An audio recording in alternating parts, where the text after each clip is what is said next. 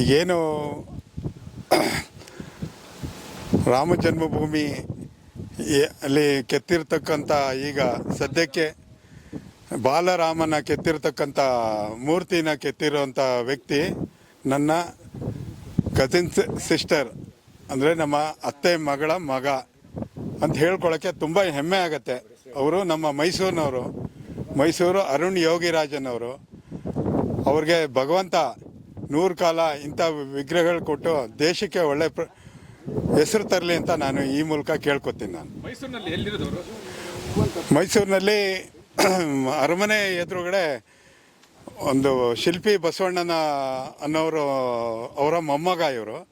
ಅವರು ತಲತಲಾಂತರದಿಂದ ಈ ಕೆತ್ತನೆ ಮೂರ್ತಿಗಳನ್ನ ಮಾಡ್ಕೊಂಡು ಬರ್ತಿರೋಂಥ ಸಂಸಾರ ಅದು. ಇವತ್ತಿಗೆ ಈ ಸಾಕಷ್ಟು ಪ್ರತಿಮೆಗಳನ್ನ ಕೆತ್ತಿ ದೇಶದಾದ್ಯಂತ ಅವರು ಪ್ರತಿಷ್ಠಾಪನೆ ಮಾಡೋಕ್ಕೆ ಸಹಕಾರ ಮಾಡಿದ್ದಾರೆ. ಭಗವಂತ ಅವರು ಈ ಮುಂದಿನ ದಿನಗಳಲ್ಲಿ ಭಗವಂತ ಅವ್ರಿಗೆಲ್ಲರಿಗೂ ಇದೇ ಥರ ಒಳ್ಳೊಳ್ಳೆ ಮೂರ್ತಿಗಳನ್ನ, ದೇಶ ಯೋಧರುಗಳನ್ನ ಅಥವಾ ದೇಶದ ಮುಖ್ಯ ವ್ಯಕ್ತಿಗಳದ್ದು ಪ್ರತಿಮೆಗಳನ್ನ ಕೆತ್ತಿ ದೇಶದಾದ್ಯಂತ ಒಳ್ಳೆ ಹೆಸರು ಮಾಡಲಿ ಅಂತ ಈ ಮೂಲಕ ಕೇಳ್ಕೊತೀನಿ ನಾನು. ಯೋಗಿರಾಜ್ ಅವರ ತಾಯಿಯವರು ನಮ್ಮ ಸೋದರತೆ ಮಗಳು ಸರಸ್ವತಿ ಅಂತೇಳಿ. ನಾವರೆಲ್ಲ ಒಟ್ಟಿಗೆ ಬೆಳೆದಂಥವ್ರು.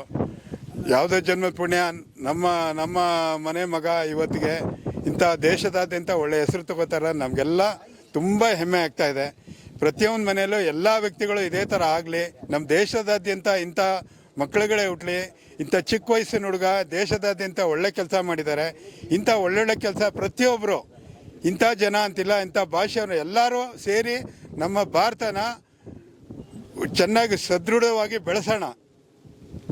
ಯೋಗಿರಾಜ್ ಅವರಿಗೆ ಎಷ್ಟು ಮಕ್ಕಳು? ಯೋಗಿರಾಜ್ ಅವ್ರು 3 ಜನ ಮಕ್ಕಳು. 3 ಜನದಲ್ಲಿ 2 ಗಂಡು ಮಕ್ಕಳು, 1 ಮಗಳು. ಯೋಗಿರಾಜ್ ಎಷ್ಟು ಓದಿದ್ದಾರೆ? ಅವರು ಕಾಲೇಜ್ ಲೆವೆಲ್ವರೆಗೂ, PUC ಲೆವೆಲ್ವರೆಗೂ ಓದ್ಕೊಂಡಿದ್ದಾರೆ. ಯೋಗಿರಾಜ್ ಅಣ್ಣ ತಮ್ಮಂದಿರು ಎಷ್ಟು ಜನ? ಅವರು 3 ಜನ ಅಣ್ಣ ತಮ್ಮದಿರಿದ್ದಾರೆ.